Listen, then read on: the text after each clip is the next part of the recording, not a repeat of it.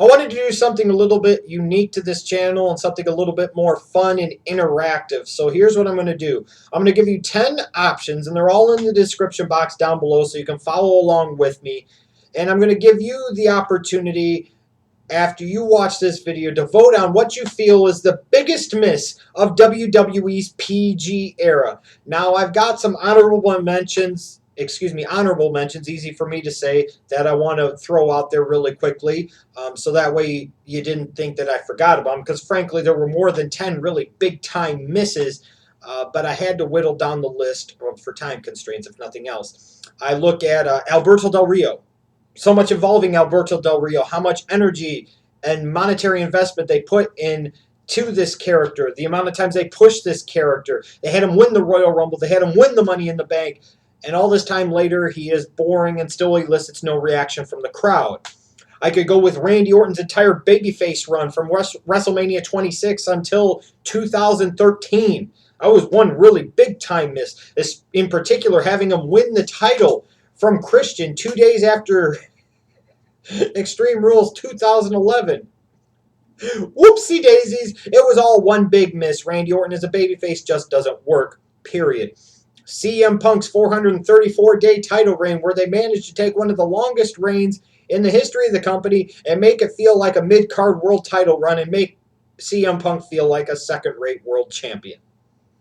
I mean, I could maybe throw in there the WWE Network. That seems to be a miss, but it's far too soon to say for sure that that's a miss.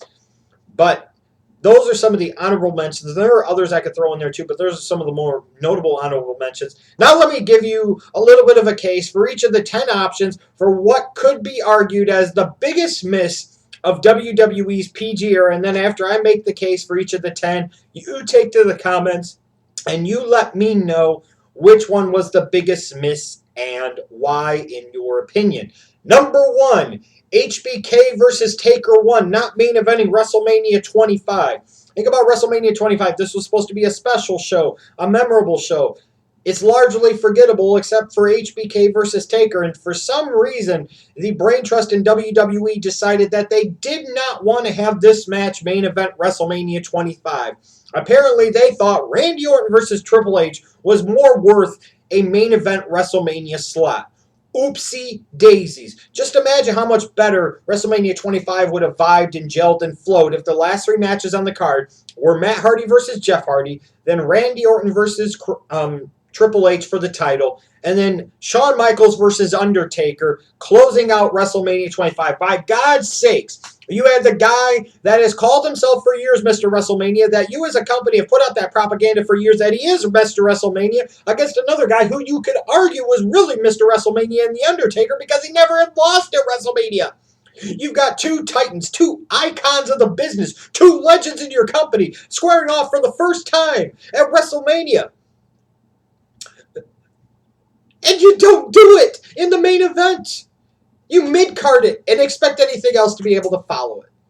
With all the matches they had way back years past, this was the first time they were going to face off at WrestleMania, knowing that HBK could deliver the goods at Mania, knowing that Taker could deliver the goods at Mania. There was so much history and story, and you had the right people in place. How this didn't main event WrestleMania 25 is still a mystery to me to this day. Number 2, Kofi Kingston's halted push that was underway in late 2009, 2010. Stupid fucking stupid. Well, you know what was stupid fucking stupid? Was finally giving us a reason to start really getting interested in Kofi Kingston and adding some layers to his character and potentially making him a breakout star, and then halting the push because Randy Orton got mad about somebody botching something. Like Randy Orton's never botched anything like, oh, I don't know, his fucking finisher numerous damn times. You halted his push because Randy Orton got pissed. And look at where Kofi Kingston is in 2014. Number 3, the Nexus. This was a group in 2010 that was taking the WWE Universe by storm. They were getting over. They were getting great heel reactions. It was something different. It was something compelling on WWE television for a damn change. And what did they do? They just served up the Nexus on one big platter for John Cena to take a bite out of all of them. Where's everybody at out of this faction in 2014? The guy that's clearly the best off is the guy that was fired after the Nexus debuted, and that was Daniel Bryan. Wade Barrett still isn't a main eventer. Ryan Reeves, Skip Sheffield, Ryback, he's still not a main eventer. The Nexus ended up being a terrible thing. And it was done so poorly. And let's not even get into the new Nexus with CM Punk as the leader and guys like Husky Harris and Michael McGillicuddy and David Otunga. Oh, nerd bad. What a miss. Number 4, WrestleMania 27. Just pretty much the entire show except for one match, maybe 2 matches if you want to throw Rhodes and Mysterio in there.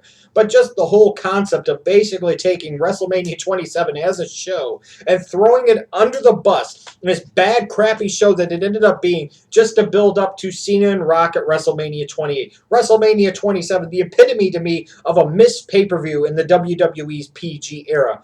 Number 5, Sin Cara. This was a guy that was brought in with great fanfare and great publicity, had the internet buzzing. People were looking forward to Mystico and what he was going to do in the WWE, and they gave you Sin Cara. And if I need to explain much more than this, my tendon, I hurt it. We got to stop the match. I dislocated a finger.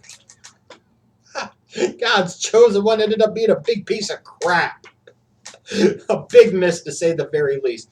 I also look at the Summer of Punk 2011. Here was a chance again for CM Punk to stand out. Here was a chance for CM Punk to become truly a big-time star. Here was a chance for WWE in a PG era where so many things are constrained based off of that PG rating. They had the chance to do something edgy, do something different, do something compelling, do something that really crossed boundaries and straddled the line and made people really wonder whether this was real or whether this was shoot.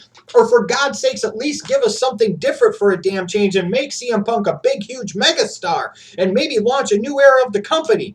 Instead, CM Punk wins the belt at Money in the Bank 2011, then comes back 8 days later for no fucking reason with new theme music and everything just went to shit after that. Then at SummerSlam, you have him beat Cena just to have Kevin Nash interfere, so that way your Money in the Bank winner, ADR, could cash in and become the WWE champion.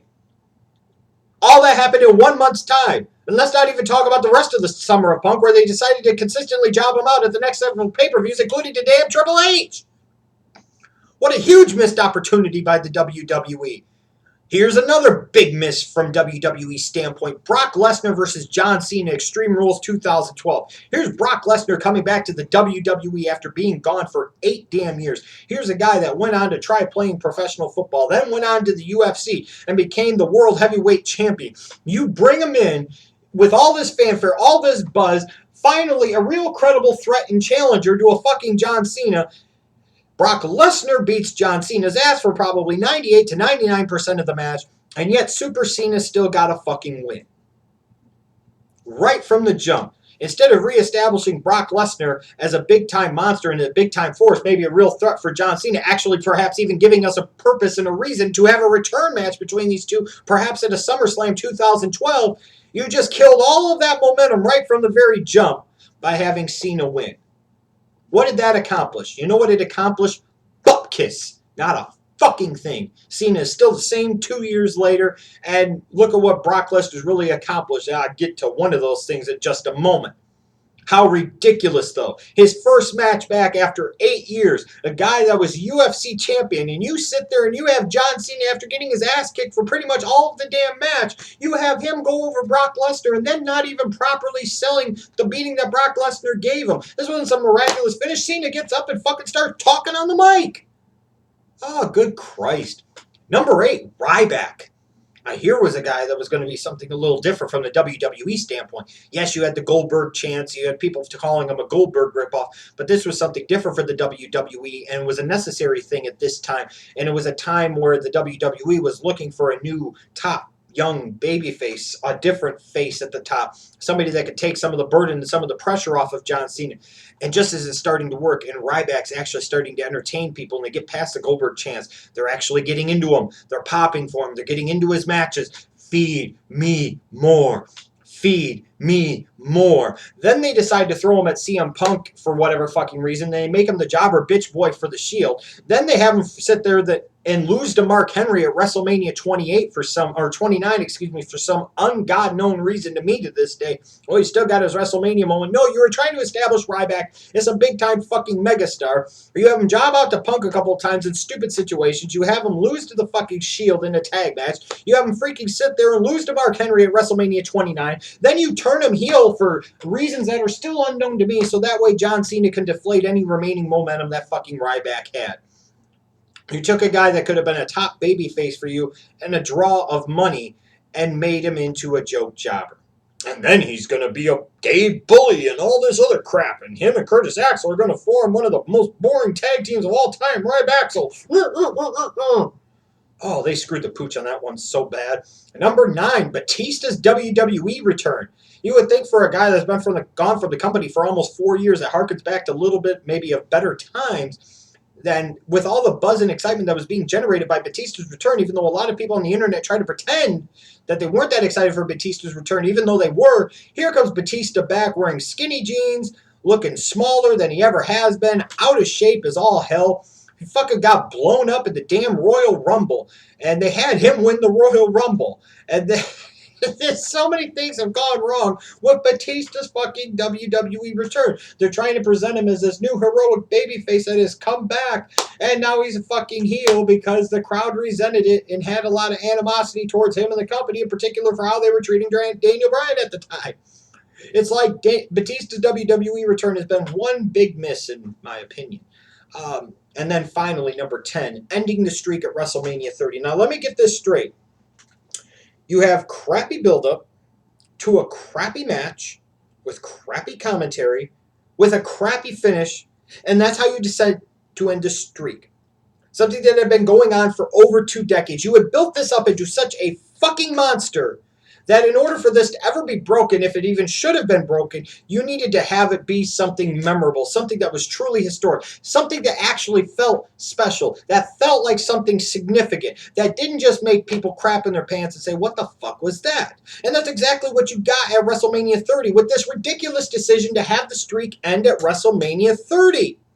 You took WrestleMania 30 and made it a yeah-but WrestleMania. You made WrestleMania 30 ultimately be remembered for a part-timer who's now maybe even more known for his time in the UFC, coming back to WWE and beating The Undertaker and pissing off a lot of the old-school fans. This was just ridiculous on so many different levels, and I've talked about it before, but let me get this straight.